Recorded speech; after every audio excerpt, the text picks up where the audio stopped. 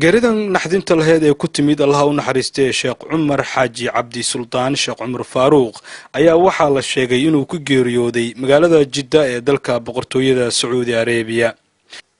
xilligan geeridan ku timid sheekh cumar faaruuq ayaan la sheegin inuu qabay wax xanuuna inkastoo laakiin uu qabay cudurka macaanka. allah u naxariistay sheekh cumar faaruuq oo ahaa daaci weyn oo si weyn looga yaqaanay dalka Soomaaliya wuxuuna xilliyadii ugu dambeeyay uu ku noolaa magaalada Jidda ee dalka Sacuudi Arabiya.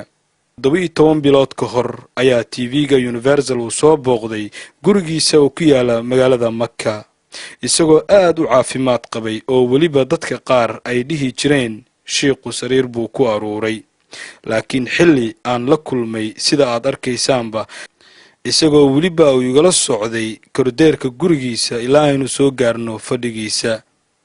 allah u naxariistay sheekh cumar faaruuq waxaa Soomaalida ku nool Soomaaliya gudaheeda iyo waliba dibaddeeda ku baraarujin jiray diinta Islaamka, wuxuuna duubay tafsiirka Quraanka Kariimka iyo waliba siirooyinkii Nabi Maxamed naxariis iyo nabadgelyo korkiisa ahaatee. sidoo kale dalkaasi boqortooyada Sacuudi Arabiya waxaa hore shil ugu galay allah u naxariistay sheekh maxamed macallin oo isna ahaa daaci weyn oo si aad ah loogu yaqaan mujtamaca Soomaalida isagoo markii dambena ku geeriyooday dalka Talyaaniga. isla dalkaasi boqortooyada Sacuudi Arabiya waxaa ku geeriyooday allah u naxariistay sheekh maxamed rashaad oo isna ahaa daaci weyn oo si aad ah loogu yaqaanay gudaha dalka Soomaaliya iyo guud ahaan meesha Soomaalidu ay ku nooshahayba.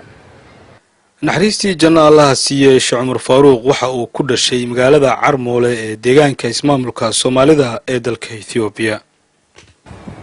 allah u naxariistay sheekh cumar faaruuq waxa uu da'diisu ahayd 60 jir sida la sheegay, isla markaana waxa uu ifka kaga tagay 3 xaas iyo waliba 15 caruur oo isugu jireen 9 wiil iyo 6 gabdhood. sheekh cumar oo si aad loogu yaqaan dunida gaar ahaan dadka Soomaalida ayaa wuxuu ahaa daaci weyn.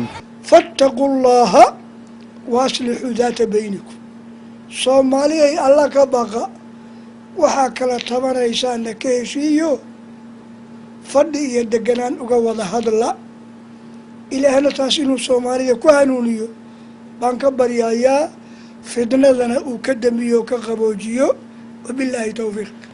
ibraahim cumar baafe wararka Universal London.